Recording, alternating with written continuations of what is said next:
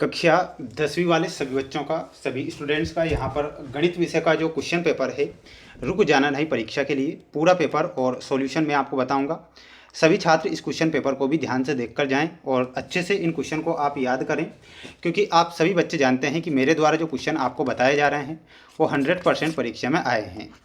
अंग्रेजी विषय में भी जो पेपर मैंने आपको बताया था उन्हीं में से क्वेश्चन बने थे, और अब भी मैं आपसे कह रहा हूं कि गणित विषय के जो पेपर मैं डाल रहा हूं उन्हें ही आप पढ़कर जाएं, क्योंकि क्वेश्चन पेपर आपका वहीं से बनेगा। ठीक है, बिल्कुल भी पेपर को मिस नहीं करना है। जो बच्चे हमारे साथ नए हैं तो आप चैनल को सब्सक्राइब जरूर करके रखें और अच्छे से माय डियर फ्रेंड्स आप पढ़ाई पर ध्यान दें।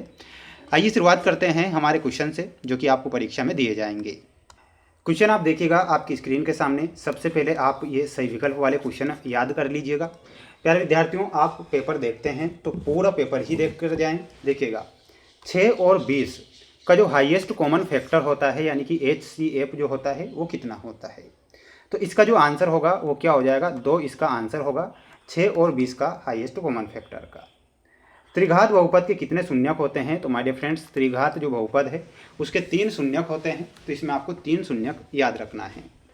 समीकरण निकाय A1x + B1y + C1 = 0 और A2x + B2y + C2 = 0 के एक अद्वितीय हल होने की शर्त लिखिए।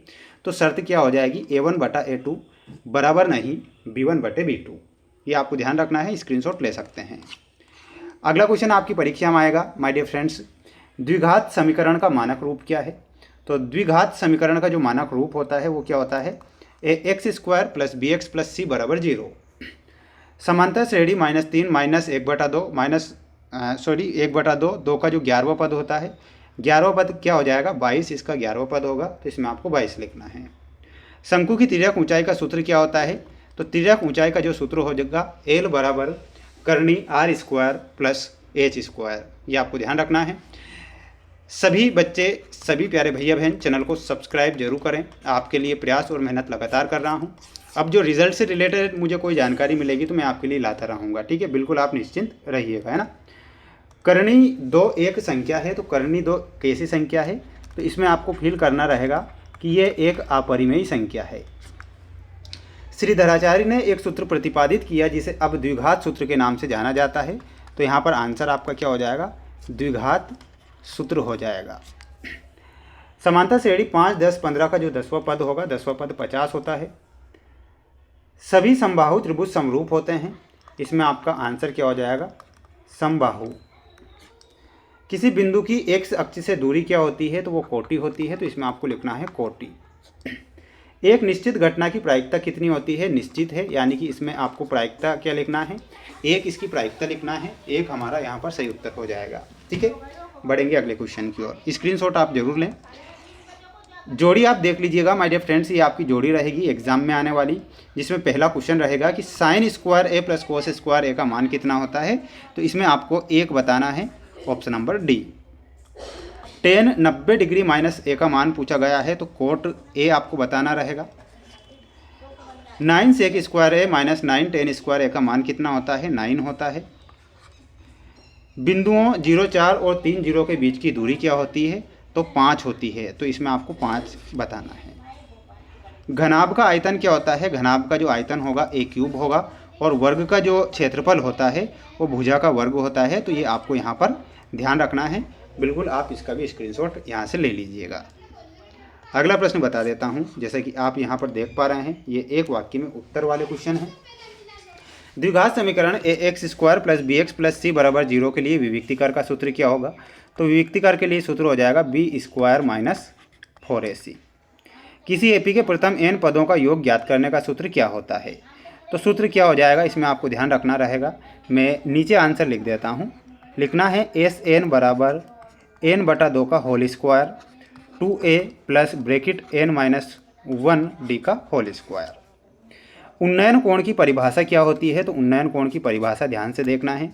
जब वस्तु आँख की क्षैतिज रेखा से, ध्यान से सुनिएगा, जब वस्तु आँख की क्षैतिज रेखा से ऊपर हो तो उसे देखने के प्रक्रम में हमारी दृष्टि रेखा जिस कोण से ऊपर को मुड़ जाती है उसे उन्नयन कोण कहते हैं। ठीक है, स्पर्श रेखा और वृत्त के उभयनिष्ठ बिंदु को क्या कहते हैं, तो उसे स्पर्श बिंदु बोला जाता है। तो इसमें आंसर आपका क्या हो जाएगा, स्पर्श बिंदु। पासे को एक बार फेंकने पर 8 प्राप्त करने की प्रायिकता शून्य होती है, क्योंकि पासे में 6 फलक होते हैं, ना कि 8। वर्ग 20 और 40 का वर्ग चिन्ह कितना होता है? तो वर्ग चिन्ह आपको लिखना है 30, इसका वर्ग चिन्ह होगा, तो इसमें आपको 30 लिखना है। स्क्रीनशॉट आप यहाँ से ले सकते हैं।